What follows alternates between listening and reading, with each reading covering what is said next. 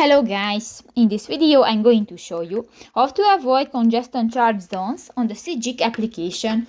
But first of all, I just want to mention, please don't forget to subscribe to our channel, because at 100,000 subscribers we are going to show you our YouTube revenue statistics and growth strategy, how to make money online. So let's jump into it. First of all, open the application on your device.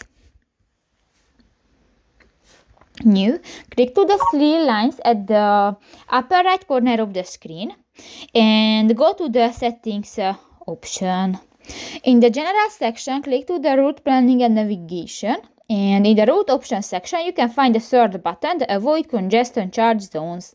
And if you want to enable, just click to the next gray circle, and if it will be black, this function will be enabled.